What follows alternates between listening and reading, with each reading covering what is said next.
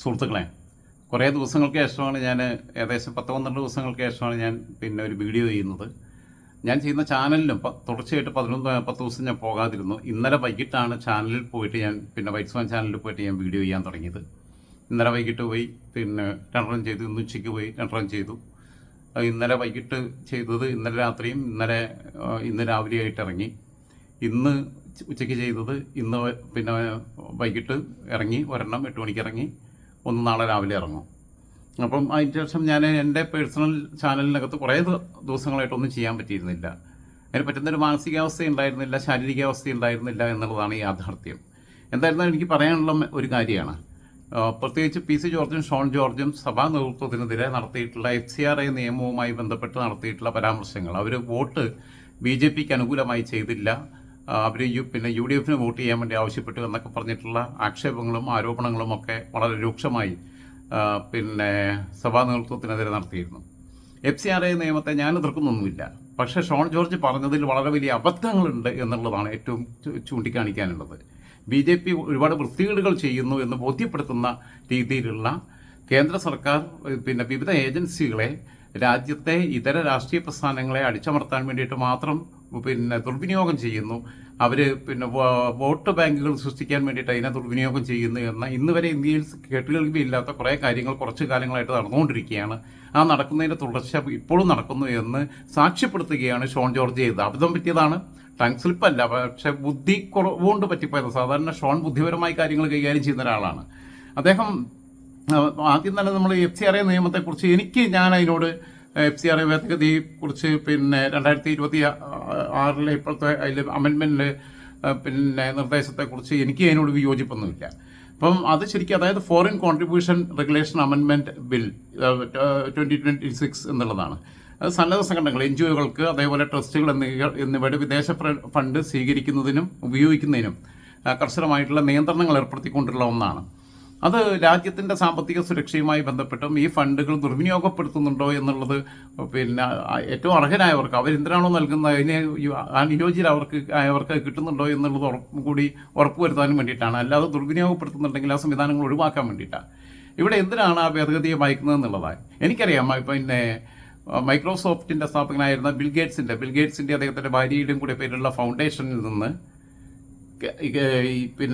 കേരളത്തിലെ പ്രമുഖനായ ഒരു പ്രവാസി വ്യവസായി, അദ്ദേഹത്തിൻ്റെ ഒരു ഗ്രൂപ്പ്, ഇറാം സയൻറ്റിഫിക്കുമായി ബന്ധപ്പെട്ട ഒരു സംവിധാനമാണ്.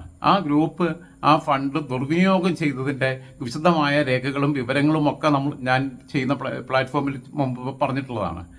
ഇവിടെ മാലിന്യ സംസ്കരണവുമായി ബന്ധപ്പെട്ട് ഈ ടോയ്ലറ്റ് സംവിധാനവുമായി ബന്ധപ്പെട്ട് അവർ കൊടുത്ത ഫണ്ട്, ബിൽഗേറ്റ്സ് കൊടുത്ത ഫണ്ട്, അതിനെ പ്രൊമോട്ട് ചെയ്യാൻ വേണ്ടി കൊടുത്ത ഫണ്ട് ഡൈവേർട്ട് ചെയ്തിട്ട് അതിൻ്റെ ഓണർക്ക് കാറ് മേടിക്കാൻ വേണ്ടിയിട്ട് വരെ വിനിയോഗം ചെയ്തതിൻ്റെ സംഭവങ്ങളുണ്ട്. അതൊക്കെ ശരിക്ക് കേന്ദ്ര ഏജൻസികൾ അന്വേഷിക്കേണ്ടതാണ്. അതൊക്കെ അതിൻ്റെ വഴിക്ക് നീങ്ങും. നമ്മളതിനകത്ത് നമ്മളൊരു വിഷയത്തിൽ കൈ തൊട്ടാൽ അതിൻ്റെ എൻഡ് കണ്ടിട്ടേ അടങ്ങുള്ളൂ. അത് അങ്ങനെ തന്നെ, പുക കണ്ടിട്ടേ നമ്മൾ അതിന് പിൻവാങ്ങുള്ളൂ. അപ്പോൾ അതവിടെ നിൽക്കട്ടെ. ഇപ്പോൾ ഇതിനകത്ത് ഉള്ള വിഷയങ്ങളെന്ന് പറഞ്ഞത്, ഈ വിദേശ ധനസഹായത്തിൽ കൂടുതൽ സുതാര്യതയും അക്കൗണ്ടബിലിറ്റിയും ഉറപ്പാക്കാൻ ലക്ഷ്യപ്പെടുന്ന ഈ ബില്ല്, അത് ഇവിടുത്തെ ക്രിസ്ത്യൻ സഭകളുടെയും മറ്റ് ന്യൂനപക്ഷങ്ങൾക്കിടയിലും ക്രിസ്ത്യൻ മുസ്ലിം ന്യൂനപക്ഷങ്ങൾക്കിടയിലാണ് വലിയ ആശങ്ക സൃഷ്ടിച്ചിരിക്കുന്നത്. ഇവിടെ ഇത്തരം വിദേശ ഫണ്ട് കിട്ടിക്കൊണ്ടിരുന്ന കേരളത്തിൽ ഏറ്റവും കൂടുതൽ കിട്ടിക്കൊണ്ടിരുന്ന ഒരാളാണ് അമൃതാനന്ദമയി. ആലോചിച്ച് നോക്കുക, അവരിതിനെക്കുറിച്ച് മിട്ടുന്നില്ല. അത് ക്രൈസ്തവ സഭകൾക്ക് നന്നായിട്ട് കിട്ടുന്നുണ്ട്, ഇസ്ലാമിക സംഘടനകൾക്ക് നന്നായിട്ട് കിട്ടുന്നുണ്ട്, അവർ ചാരിറ്റിയുടെ ഭാഗമായിട്ടൊക്കെ അവിടെ നിന്ന് വിദേശത്ത് നിന്ന് ഫണ്ട് വരുന്നുണ്ട്. അതേപോലെ തന്നെ ഇതിനകത്ത് ഈ കൂടുതലും മതപരമായി നോക്കിക്കഴിഞ്ഞാൽ ഹൈന്ദവ, സിഖ് വിഭാഗങ്ങൾക്കാണ് ഏറ്റവും കൂടുതൽ ഇത്തരം വിദേശ ഫണ്ട് വരുന്നത് എന്നുള്ളതാണ് യാഥാർത്ഥ്യം.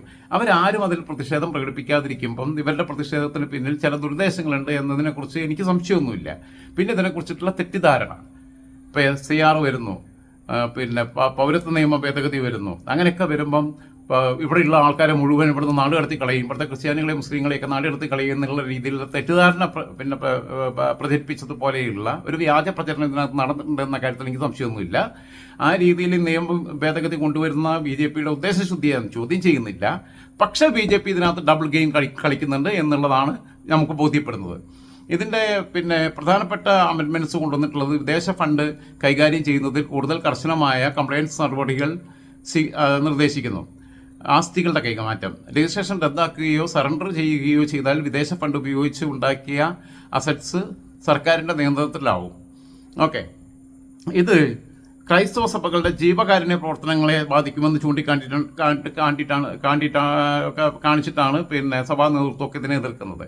സത്യത്തിൽ എന്താ സ്ഥിതി? ഇപ്പം KP യോഹന്നാൻ്റെ കാര്യം ആലോചിച്ച് നോക്കുക. KP യോഹന്നാൻ്റെ ബിലീവേഴ്സ് ചർച്ച് സ്ഥാപിക്കുമ്പം ആയിരക്കണക്കിന് കോടിയുടെ പൈസ പുറത്തു നിന്ന് ഇങ്ങോട്ട് പമ്പ് ചെയ്തിട്ടുണ്ട് അദ്ദേഹം.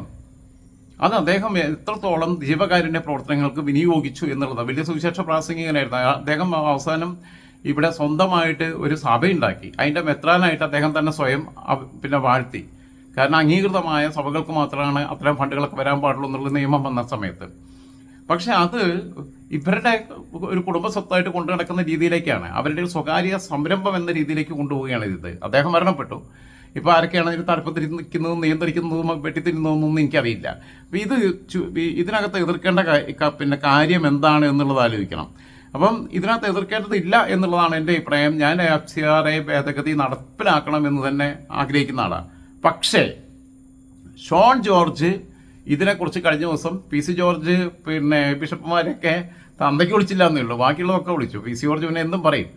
ഷോൺ ജോർജും വളരെ സ്ട്രോങ് ആയിട്ട് സഭയ്ക്കെതിരെ പറഞ്ഞിട്ടുണ്ട്. പക്ഷെ പറഞ്ഞപ്പോൾ ഷോൺ ജോർജ് പറഞ്ഞൊരു കാര്യം, ഞാനിനി അമിത്ഷായോട് എന്തു പറയും? FCRA നടപ്പിലാക്കുന്നത് തൽക്കാലത്തേക്ക് മരവിപ്പിച്ചുകൊണ്ടുള്ള നടപടിയിലേക്ക് നീങ്ങിയത് ക്രിസ്ത്യൻ വോട്ടുകൾ ഇവർക്ക് കിട്ടുന്നുള്ള രീതിയിലാണത്രേ. അപ്പോൾ വോട്ട് കിട്ടാൻ വേണ്ടി എന്തു ചെയ്യും എന്നുള്ള രീതിയിലേക്ക്. ഇതിന് നല്ല നിയമ ഭേദഗതിയാണെന്നുണ്ടെങ്കിൽ എന്തു വന്നാലും ആരുടെയൊക്കെ വോട്ട് കിട്ടിയിട്ടില്ലെങ്കിലും ഇച്ഛാശക്തിയോടെ നടപ്പിലാക്കാനുള്ള ഒരു ആർജവമാണ് ഒരു കേന്ദ്ര സർക്കാർ കാണിക്കേണ്ടത്. അതേസമയം ഞങ്ങൾ നിങ്ങൾക്ക് വോട്ട് തരാമെന്ന് പറഞ്ഞാൽ ഓക്കെ, നിങ്ങൾ തോന്നുന്ന പോലെ ഫണ്ട് വിനിയോഗിച്ചോ തോന്നുന്ന പോലെ മേടിച്ചോ, നിങ്ങൾ വേണമെങ്കിൽ പുട്ടടിച്ചോ എന്നൊക്കെ ഉള്ള രീതിയിൽ ഉദാരമായ സമീപനം അവരോട് സ്വീകരിക്കുകയാണ് എന്നുണ്ടെങ്കിൽ എന്താണ് കേന്ദ്ര സർക്കാരിൻ്റെ ഉദ്ദേശം? BJPയുടെ ഉദ്ദേശം നാട് നന്നാക്കലാണോ? ആണെന്ന് എനിക്ക് വിശ്വസിക്കാൻ ബുദ്ധിമുട്ടുണ്ട്. നമ്മൾ കണ്ടതാ, ED ഉപയോഗിച്ചുകൊണ്ട്, എൻഫോഴ്സ്മെന്റ് ഡയറക്ടറേറ്റിനെ ഉപയോഗിച്ചുകൊണ്ട് അവർ അജിത് പവാറിനെതിരെ കേസെടുത്തിരുന്ന, ഇപ്പോൾ അടുത്ത കാലത്ത് അന്തരിച്ച മഹാരാഷ്ട്രയിലെ നേതാവ് അജിത് പവാറിനെതിരെ, ഉപമുഖ്യമന്ത്രിയായിരുന്ന അജിത് പവാറിനെതിരെ കേസൊക്കെ വന്ന സമയത്ത് പ്രഫുൽ പട്ടേലിനെതിരെയും കേസിൻ്റെ വക്കിൽ വാളിങ്ങനെ ഡെമോക്രസിൻ്റെ വാള് പോലെ ഇങ്ങനെ തലയ്ക്ക് മുകളിൽ തൂങ്ങിയാടുന്ന സമയത്ത് ഇവർ അന്ന് ശരത് പവാറിൻ്റെ പാർട്ടിയിൽ നിന്ന് ഭിന്നിച്ച ഒരു വിഭാഗത്തെയും കൊണ്ട് ആദ്യം BJPയിലേക്ക് പോയി. BJPയുമായിട്ട് ചേർന്ന് ദേവേന്ദ്ര ഫഡ്നാവിസിൻ്റെ മന്ത്രിസഭയിൽ ഇദ്ദേഹം ഉപമുഖ്യമന്ത്രിയായിട്ട് സത്യപ്രതിജ്ഞ ചെയ്യുന്നു. അങ്ങനെ ആ സമയത്ത് 24 മണിക്കൂറിനകം അദ്ദേഹത്തിനെതിരായിട്ടുള്ള ED കേസുകളെല്ലാം മരവിപ്പിക്കുകയാണ്, ഫ്രീസ് ചെയ്യുന്നു. അത് കഴിഞ്ഞ് കുറച്ച് ദിവസം കഴിഞ്ഞപ്പോൾ അജിത് പവാർ തിരിച്ച് NCPയിലേക്ക് തന്നെ പോയി. പക്ഷെ പിന്നീട് 1-2 വർഷം കഴിഞ്ഞപ്പോൾ വീണ്ടും അദ്ദേഹം തിരിച്ച് NCPയിലെ ഒരു സിംഹഭാഗത്തെയും അടർത്തിയെടുത്തുകൊണ്ട് വീണ്ടും BJPയുമായിട്ട് ചേർന്ന് ഒരിക്കലും സ്ഥിതി ഉണ്ടായി. ശിവസേനയിലാണെങ്കിൽ ഏകനാഥ് ഷിൻഡെയുടെ നേതൃത്വത്തിലുള്ള ഒരു ടീം ഉദ്ധവ് താക്കറെയെ വിട്ടുകൊണ്ട് അവരും പ്രധാനപ്പെട്ട ഒരു പോർഷൻ അടർത്തിയെടുത്തിട്ടാണ് പോയത്. അപ്പം അങ്ങനെ വരുന്ന സമയത്ത് പിന്നെ ഇവരൊക്കെ വിശുദ്ധരായി, ഇവർക്കെതിരെയുള്ള കേസുകൾ തേഞ്ഞു വാങ്ങി പോകുന്നു. ഈ രീതിയിൽ വ്യവസായികളെ, രാഷ്ട്രീയ നേതാക്കന്മാരെ ഒക്കെ തങ്ങളുടെ ചൊൽപ്പടിക്ക് നിർത്താനുള്ളതല്ല രാജ്യത്തെ വിവിധ ഏജൻസികൾ എന്ന ഒരു ചിന്തയാണ് BJPക്ക് ഉണ്ടാവേണ്ടത്. നാട് നന്നാക്കലാണ് എന്ന ഒരു ആത്മാർത്ഥമായ ലക്ഷ്യമുണ്ട് എന്നുണ്ടെങ്കിൽ, ഫോൺ അടിക്കുന്നു, ആത്മാർത്ഥമായ ലക്ഷ്യമുണ്ട് എന്നുണ്ടെങ്കിൽ അത് ആത്മാർത്ഥമായിട്ട് നടപ്പിലാക്കണ്ടേ? അത് ഇച്ഛാശക്തിയോടെ നടപ്പിലാക്കണ്ടേ? അത് സുതാര്യതയോടെ നടപ്പിലാക്കണ്ടേ? അല്ലാതെ ഒരു കള്ളനെ നമ്മളടുത്ത് കിട്ടുകയാണ്, കള്ളനോട് പറയുകയാണ് നീ എനിക്ക് വോട്ട് ചെയ്യുകയാണെന്നുണ്ടെങ്കിൽ നീ കട്ടോ എന്ന് പറയുക. അപ്പം പിന്നെ എന്താണ് ഇവരുടെ ഉദ്ദേശം? നാട് നന്നാക്കലാണോ? ജനങ്ങളോടുള്ള കടപ്പാട് സൂക്ഷിക്കലാണോ? പക്ഷപാതപരമായും വിവേചന ഇല്ലാതെയും ഒക്കെ വിതൗട്ട് ഫിയർ ആൻഡ് ഫേവർ എന്നാണ് പറഞ്ഞിട്ട് സത്യപ്രതിജ്ഞ ചെയ്യുന്നത്. അങ്ങനെ കാര്യങ്ങൾ ഇംപ്ലിമെൻ്റ് ചെയ്യുന്ന ഒക്കെ ചെയ്യാനുള്ള അത്തരം നടപടികളിലേക്ക് നീങ്ങാനുള്ള ഒരു വിൽ പവർ എന്തുകൊണ്ടാണ് ഇവർക്ക് നഷ്ടപ്പെട്ടു പോകുന്നത്?